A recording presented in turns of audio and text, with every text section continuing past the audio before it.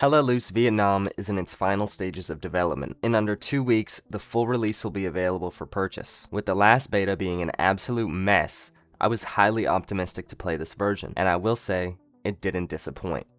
But it didn't blow me away either. Let's start off with infantry gameplay. This is clearly the biggest improvement from the last playtest. Directional sound has been greatly improved, hitboxes, weapons, and combat feel better, performance has been greatly improved so it feels a lot smoother. The atmosphere on infantry is second to none in this game. It really feels like you're in the jungle. I had a blast playing infantry on this playtest, but it wasn't perfect. Objects right in front of me weren't rendering sometimes. I could even climb and sit on them, but they were invisible to me. The sound of grenades is horrible and immersion ruining. They sound horrible compared to World War II, same with the weapons. I'm a huge fan of the gunplay in World War II and how the guns feel. For example, the STG or the Gewehr. Those guns have oomph to them, and they do a great job of making you feel like you're shooting the gun. The AK and M16 in Vietnam sound and feel like paintball guns.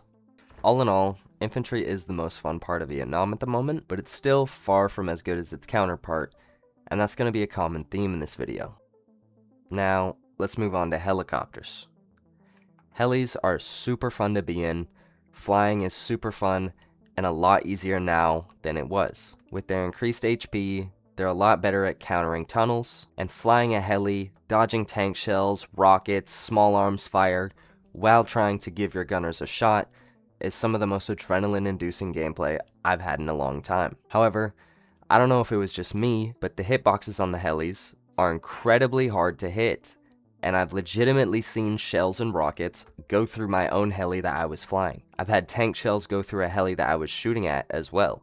Another thing I don't like about the helis is that if you land wrong, your health just depreciates until you eventually blow up. I get it if you land upside down or sideways, you should be destroyed, but landing on your landing gear in a not ideal spot for the game will also just kill you. For example, landing on a road with a telephone post within range of the rotors. I would love if they would add rotor damage when situations like this occur, or decrease the time it takes to blow up so you can try to rise up again before you explode.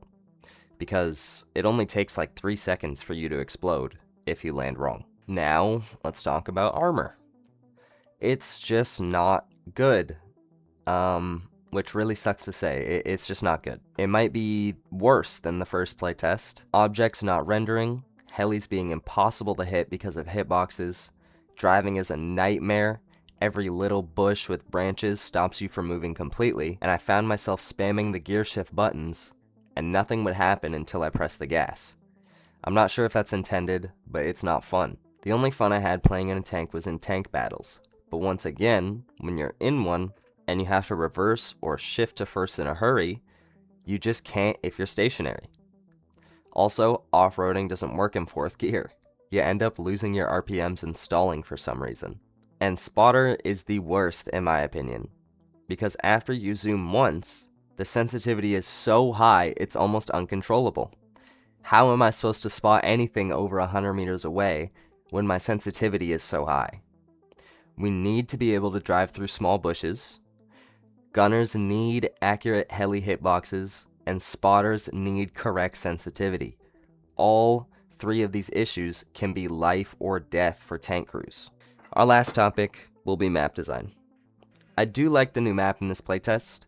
It's a nice mix of wilderness and some open combat areas at the airstrip, bridge, and some of the military camps. The map looks great, it's immersive, it's fun to play on, and it seems pretty balanced for both sides.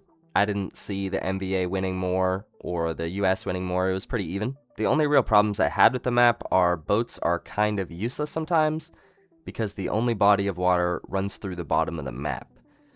So if you were to have a map with all sights on the top, there's no real reason to be using a boat that game. Also, tanks have a very hard time driving over small terrain sometimes, like sandbag walls or trenches. Not sure if that's a map or tank issue, but it's an issue nonetheless. And with all that being said, I still had a good time on the playtest. It is a great improvement from the last, especially from a performance standpoint. I'm just heavily passionate about this franchise, and I really want this game to succeed, so I'm being very critical. All of what I said are just what I experienced in about 3 to 4 hours of playing, so let me know what you experienced or what you think in the comments. Have a good rest of your day, guys. See ya.